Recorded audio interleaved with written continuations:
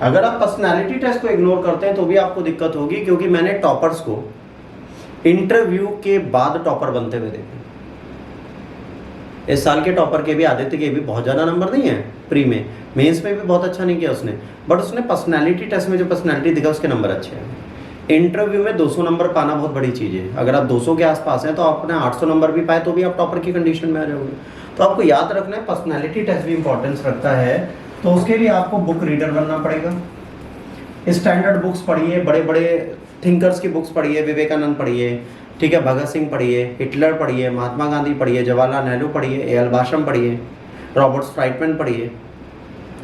अब ये रॉबिन शर्मा मत पढ़ने लगना बैठ के, ठीक है, चेतन भगत मत पढ़ने लगना बैठ के, ये सब नहीं पढ़ना। आपको वो पढ़ना है जो हिस्ट्री के हिसाब से फेमस थे, उनकी थिंकिंग से कहीं ना कहीं आपका ब्रेन अच्छा होता है। और न्यूज़पेपर पढ़ना बहुत अच्छी चीज़ है, इसको पढ़ के आप कहीं ना कहीं अपनी पर्सनैलिटी डेवलप कर लेते हैं। अगर आप स्टैमर करते हैं, आपको फेस करना कोई चीज़ नहीं आती, तो आप हमारे ऑफलाइन मॉडल में कभी भी आ जाइएगा। जब आपका मेंस निकल जाए तो हम आपको पर्सनैलिटी टेस्ट की तैयारी करा देंगे, साइकेट्रिस्ट के साथ बैठा के जो भी पर्सनैलिटी में इश्यूज़ होंगे वो सारे टैकल करा दिए जाएंगे। बढ़िया आपको करना पड़ेगा, ठीक। अगर ये आप कर लेते हैं तो आपकी चीज़ें अच्छी हो जाएंगी। Paper 1, paper 2, paper 3 and paper 4, ये 4 पेपर आपके सामने हैं जो मेंस में होते हैं। ये 1000 नंबर जो है ये भी बहुत बड़ा डिफरेंस क्रिएट कर सकता है। अगर आप सब में 100 नंबर लाएंगे तो आपका काम 400 पे जाएगा, बट अगर किसी में 150, किसी में 193, किसी में 94 और किसी में 110 लाएंगे तो आपका सिलेक्शन का प्रोसेस बढ़ जाएगा।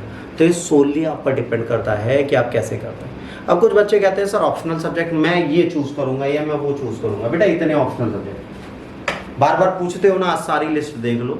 लैंग्वेज अगर लोगे तो कौन सी ले सकते हो, ठीक है, ये सारे लिटरेचर्स हैं, इनमें से कोई भी लिटरेचर आप चूज़ कर सकते हो नीचे तक, ठीक है, जो मन करे वो लिटरेचर चूज़ करो, में कोई दिक्कत नहीं है। ऑप्शनल सब्जेक्ट में ये सारे सब्जेक्ट्स ले सकते हो, इसके आगे कुछ नहीं। मतलब आप लोग मुझसे हर बार पूछो कि सर पॉलिटी है, पॉलिटी मुझे नहीं दिखती, तो आपको कहाँ से दिख जाती है मुझे बताइए, कहाँ है पॉलिटी? यहाँ पर पॉलिटिकल साइंस है ना यार, पब्लिक एडमिनिस्ट्रेशन है, पॉलिटी ऑप्शनल नहीं। अब आप इसमें कहो सर फेमस ऑप्शनल कौन सा है, तो देखो यार कुछ लोग तो हिंदी लिटरेचर लेके भी टॉपर बन गए, ठीक है, ये तो सोलली उन पर डिपेंड करता है कि वो क्या कर रहे हैं। कुछ लोगों ने क्या किया, हिंदी लिटरेचर ली, उससे टॉपर बन गए, ठीक कुछ लोग इससे टॉपर बन गए। कई टॉपर्स मैंने हिस्ट्री से जाते हुए देखे, कई टॉपर्स मैंने साइकोलॉजी से जाते हुए देखे, कई मैंने पॉलिटिकल साइंस से देखे, कई मैंने पबैट से देखे, कई सोशियोलॉजी से, कई स्टैटिक्स से, कई फिजिक्स से, कई मैकेनिकल, कई मैथमेटिक्स, इवन कई मैंने टॉपर्स कॉमर्स से देखे, ठीक है। ये एंथ्रोपोलॉजी भी लोगों को अच्छा लगता है, ज्योग्राफी भी लोगों को अच्छा लगता है, पर बेटा बात ये नहीं आती है आपको क्या अच्छा लगता है। बात सिंपल सी ये आती है कि आप किस तरीके के ऑप्शनल को चूज करना चाहते हैं।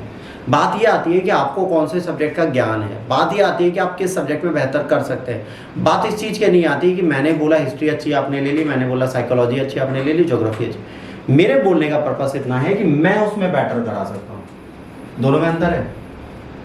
बेटर अगर मेरे साथ आपको करना है तो आप हिस्ट्री में करिए, अगर आप इंग्लिश मीडियम के तो साइकोलॉजी में करिए। ये 2 ऑप्शनल है जिसमें मैं आपको सपोर्ट बेहतर दे सकता हूँ, बाकी तीसरे में नहीं दे सकता। तो मैं आपको ऑप्शन ही वो दूंगा ना जो मेरा बेहतर हो। बीइंग टीचर मैं आपको ये समझा रहा हूँ कि इन ऑप्शनल में मैं आपको ज़्यादा नंबर दिला सकता हूँ। मैंने आपसे ये कभी नहीं कहा कि आप ये ऑप्शनल ले लीजिए, बट अगर आपने किसी के कहने पर कि anthropology is very good subject, आपने खुद पढ़ के नहीं देखा, किसी ने बोला आपने मान लिया, तो आपसे बड़ा बेवकूफ़ कोई नहीं। ऑप्शनल सब्जेक्ट वो चूज करिए जिसमें आपको टीचर अवेलेबल मिले। अगर मार्केट में टीचर अवेलेबल नहीं है, वो ऑप्शनल सब्जेक्ट बेटा आपके किसी काम का नहीं। Then choose any optional subject wisely. अगर आप उसे समझदारी से नहीं चुनेंगे तो आपका घाटा जरूर होगा, ये आपको हमेशा याद रखना है। तो ऑप्शनल सब्जेक्ट चुनने से पहले 3 से 4 बार जरूर सोचें। कोई भी ऑप्शनल सब्जेक्ट में उठा के नहीं चूज किया जाता। अब बात आती है कि सर क्या पढ़ें, कैसे पढ़ें, कौन सी बुक पढ़ें, कौन सी बुक ना पढ़ें। तो मार्केट में एक र्यूमर है, स्टार्ट विद एनसीईआरटी।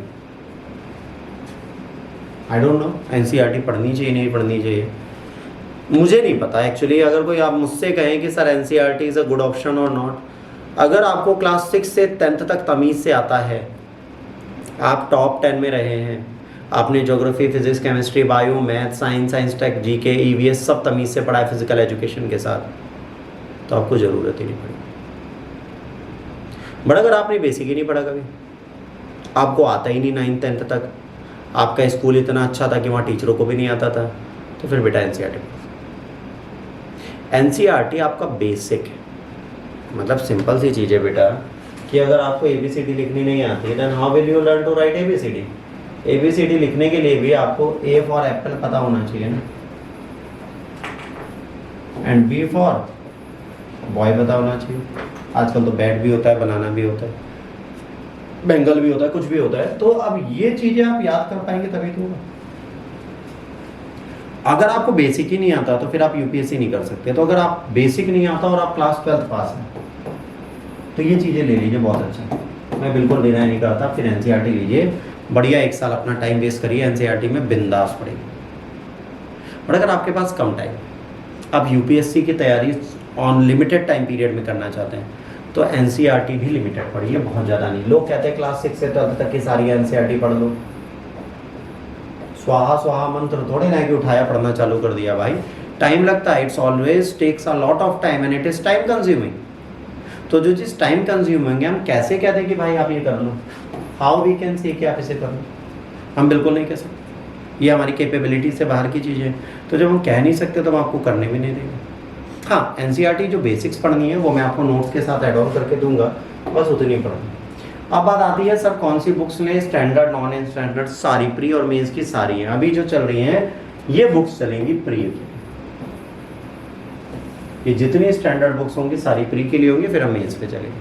प्री की बात करें और हिस्ट्री अगर आपको पढ़नी है तो आपको क्या करना है, India's struggle for independence Vipin Chandra पढ़ना। ये क्रॉस है कि मतलब पढ़ के खत्म कर दो तो बहुत अच्छा है। इंडियन आर्ट एंड कल्चर में नितिन सिंघानिया पढ़नी है। एनसीईआरटी 11th 12th की ओल्ड वाली पढ़नी है। देखिए 11th में ओल्ड वाली में एंशिएंट और मिडिवल है और यहाँ पर मॉडर्न इंडियन हिस्ट्री। तो एंशिएंट, मिडिवल और मॉडर्न इंडियन हिस्ट्री है वो चीज़ जो आपको प्रॉपर मैनर में पढ़नी है, रटनी और याद रखनी। अगर आप ये चीज़ कर लेते हैं तो आपका एक पार्ट खत्म हो जाएगा, एट पार्ट आप एक चीज़ को खत्म कर पाओगे।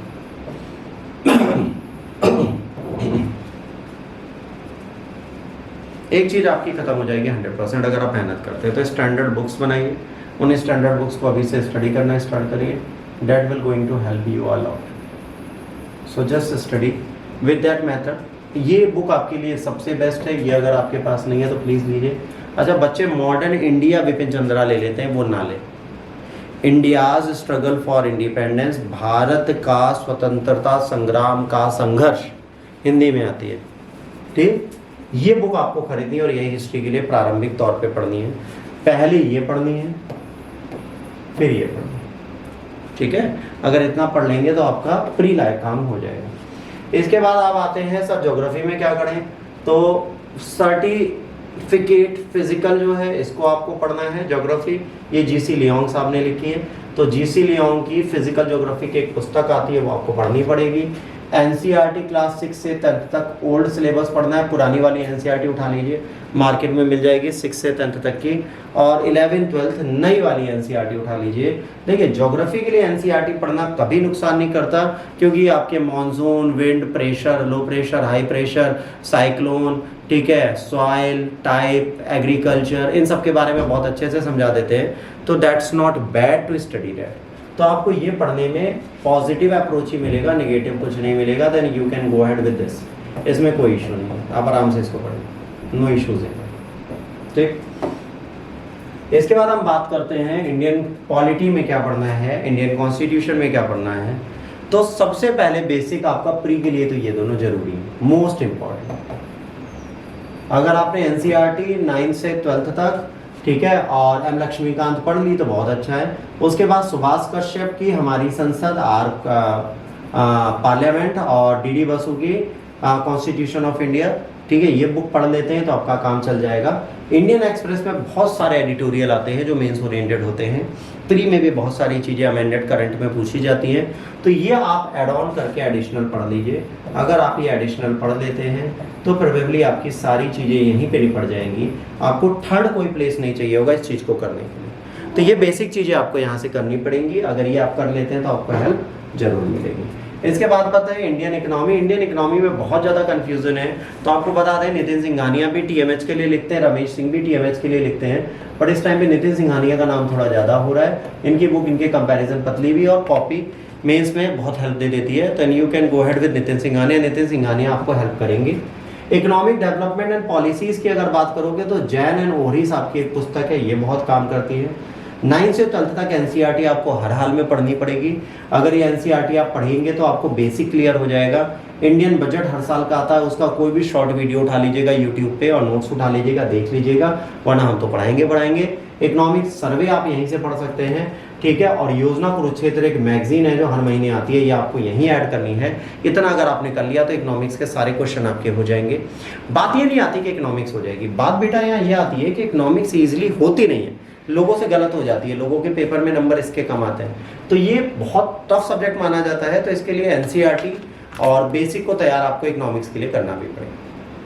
अब लोग कहते हैं सर इंटरनेशनल रिलेशंस कहाँ से पढ़ें, तो इंटरनेशनल रिलेशंस के लिए बेसिक पढ़ने के लिए क्लास 12 की बुक आती है कंटेम्प्रेरी वर्ल्ड पॉलिटिक्स, समकालीन भारत की राजनीति। ये हर साल अपडेट होके आती है नई वाली, कोई भी कंटेम्प्रेरी वर्ल्ड पॉलिटिक्स ले लीजिए, इसको पढ़ लीजिए। प्लस जो टीचर और यूट्यूबर्स पढ़ाते हैं और जो जीके टुडे और अदर मैगजीन्स देती हैं, वेबसाइट्स देती हैं, उससे करंट अफेयर्स उठा लीजिए आईआर का। आईआर विल बी कवर्ड, इसके लिए कोई बुक पढ़ने की आपको जरूरत नहीं पड़ेगी। अगर कोई कहता है कि आपको बुक्स पढ़नी है तो वो आपको बेवकूफ़ बना रहा है, इतनी नीड बुक्स पढ़ने की नहीं है। तो बिल्कुल रिलैक्स रह के आप इस काम को कर सकते हैं, ठीक। अब सीसैट की बात करें तो सीसैट में मैनुअल आता है टीएमएच का, वो आप उठा लीजिए, वो आपको हेल्प करेगा। और verbal and non verbal reasoning हमेशा आरएस अग्रवाल से ही करते हैं, एसएससी वाले बच्चे भी आज भी करेंगे, तो आरएस अग्रवाल आप इसके लिए उठा लीजिए। और बहुत सारे यूट्यूबर्स ने बहुत अच्छे से पढ़ा रखा है, आप यूट्यूब पे जाइए, किसी कोचिंग की जरूरत नहीं है। अभी से डेली 45 मिनट डेली अपनी लाइफ के इसको देना स्टार्ट कर दीजिए मैथ्स रीजनिंग को, तो आपकी मैथ्स रीजनिंग स्ट्रॉन्ग हो जाएगी। अब आते हैं मेंस पे। मेंस पे अगर आपको जीएस पेपर 1 पढ़ना है तो India and the art and culture Nitin Singhania, India's independence struggle Bipin Chandra, India after independence Bipin Chandra, history of medieval by Satish Chandra 2 भागों में आएगी, और एंशिएंट इंडिया आरएसआई। इतनी किताबें आपको पढ़नी पड़ेगी अगर आप जीएस पेपर 1 का मेंस पढ़ना चाह रहे हैं तो।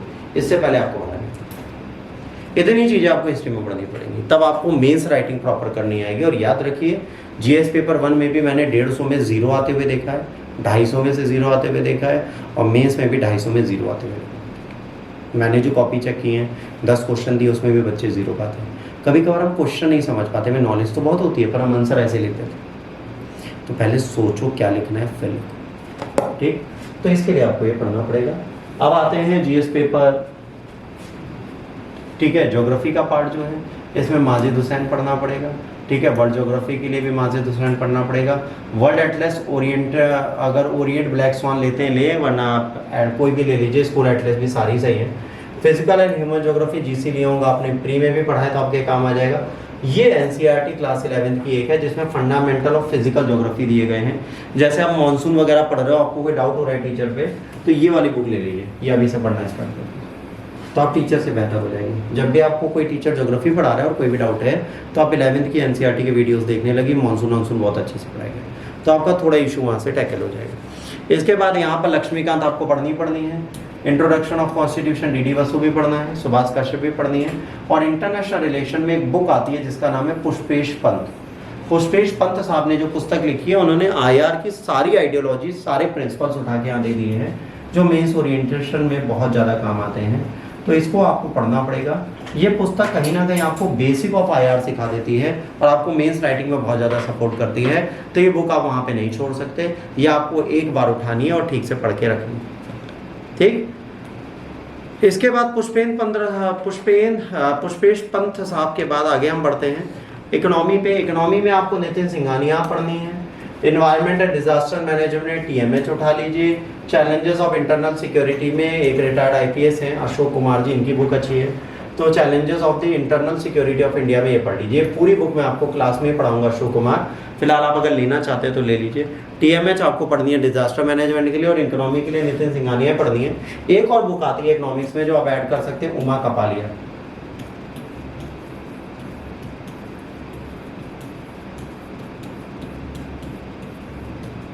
बहुत बड़ी बुक है, अगर आप पढ़ पाए तो पढ़ लीजिएगा, हमें कोई दिक्कत नहीं है, नहीं पढ़ पाते तो छोड़ दीजिएगा, कोई इशू उसमें भी नहीं।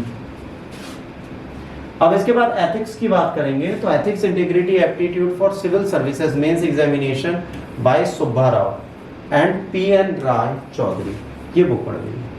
Subba Rao and P N Roy Chowdhury ने जो पुस्तक लिखी है ये आपको एथिक्स, इंटीग्रिटी एंड एप्टीट्यूड में दी बेस्ट ऑप्शन देती है। अगर आप ये पुस्तक पढ़ते हैं तो आप अपने पेपर को निकालने के लिए बिल्कुल पास चले जाएंगे।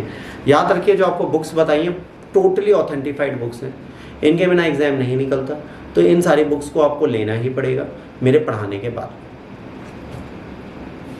अब बात आती है सर पढ़ाई कैसे करें, तो भाई साहब previous year question papers analysis आपको करना है। 25 साल का दिशा ने एनालिसिस करके ऑलरेडी दे रखा है, आप ये पुस्तक ले सकते हैं, ठीक है। इसमें आपको 2024 तक का पूरा एनालिसिस मिल जाएगा, मृणाल साहब ने किया हुआ है, प्रॉपर अच्छे से उसे समझा रखा है, आप ये ले सकते हैं। मेंस के लिए भी आप दिशा पे जा सकते हैं, दिशा ने 10 साल का टॉपिक वाइज पूरा रिवीजन करके आपको मेंस भी दे रखा है, ठीक है। कंपलसरी पेपर में इंग्लिश भी दे रखा है कि आपको समझ में आ जाए, ये भी आप ले सकते हैं। तो मेरे से कोई कहेगा तो मैं आपको अदर पब्लिकेशन नहीं दूंगा, ना विशाल दूंगा, ना शिल्पी दूंगा, मैं आपको दिशा दूंगा। Disha is most authentified with their answer and their explanation. तो आप इस पे जाके अपना प्रीवियस ईयर कर सकते हैं। तो जो पहली एक्सरसाइज आपकी है वो है सिलेबस को पढ़ना, दूसरी एक्सरसाइज है प्रीवियस ईयर क्वेश्चन पेपर करना, उसके बाद बुकों पे जाना। तो ये एक्सरसाइज जो पहली स्लाइड में होना चाहिए वो लास्ट में इसलिए डाला है क्योंकि स्लाइड खत्म होते होते आपको याद रहे कि आपको प्रीवियस ईयर क्वेश्चन पेपर करने, उसके बिना काम नहीं चलेगा। सीसेट के साथ भी सेम करना है। अगर आप सीसेट देना चाहते हैं तो सीडीएस के जो प्रीवियस ईयर मैथ्स रीजनिंग के क्वेश्चंस आए उनको कर लीजिए, सीपीएफ के कर लीजिए, ठीक है, एसएससी के कर लीजिए और सिविल सर्विसेज एग्जाम के कर लीजिए। इन 4 के प्रीवियस ईयर कर लीजिए, आपका क्वेश्चन पेपर निकल जाएगा। और देखिए must for CDS and CAPF, तो अगर आप ये कर लेते हैं तो आपको कहीं ना कहीं सीपीएफ या सीएपीएफ जो भी लिख लीजिए। अब अगर ये आप कर लेते हैं तो आपको जरूर हेल्प मिलेगी, तो कहीं ना कहीं सीसेट आपको करना पड़ेगा। यूपीएससी का सीसेट जो है वो आप इसी से तैयार कर पाएंगे, तो प्रीवियस ईयर आपको यहाँ पे करना पड़ेगा वरना आपको दिक्कत होगी। अब बात आती है सर कौन सी कोचिंग अच्छी है, आप अच्छे हैं कि कोई और कोचिंग अच्छी है। देखिए बेटा आपको एक चीज़ मैं सिंपल सी बताऊँ, ठीक है, बेस्ट एकेडमी BA इसीलिए लिखा गया है यहाँ पर भी। बेटा बेस्ट एकेडमी कोई नहीं होती, बेस्ट टीचर कोई नहीं होता। सिंपल सा कॉन्सेप्ट होता है, आप किसी एकेडमी को अच्छा या बुरा बनाते हैं। यदि आप बहुत अच्छे हैं पढ़ने में, आप मेहनत करते हैं, आप अपने ऊपर ध्यान देते हैं, बेहतर तरीके से चीज़ों को करते हैं, तो पेपर निकालना आसान हो जाता है आपके लिए और टीचर के लिए पढ़ाना आसान हो जाता है। तो ये आप पर डिपेंड करता है आप कितने एफर्ट्स लगाना चाहते हैं। If you are putting your best efforts तो हम बेस्ट एकेडमी है। टीचर बेस्ट नहीं होता, टीचर टीचर होता है, बस पढ़ाने का तरीका लोगों का अलग होता है। तो अगर आप बेहतर पढ़ना चाहते हैं तो बेस्ट एकेडमी की जगह खुद को बेस्ट बनाएं, क्योंकि एकेडमी सारी अच्छी है। अब हमारे पास हम भी अच्छे हैं, कल को हम भी कुछ लोगों के लिए बुरे हो जाएंगे, आज भी कुछ लोगों के लिए बुरे हैं। तो यहाँ अच्छा बुरा होना नहीं है ना, इंसान के मानकों पे चलता है। हमारे जो मानक हैं वो इसको बताते हैं, ना कि कोई और। ठीक, यहाँ तक अब कोई भी डाउट है तो अब आप लोग पूछ सकते हो।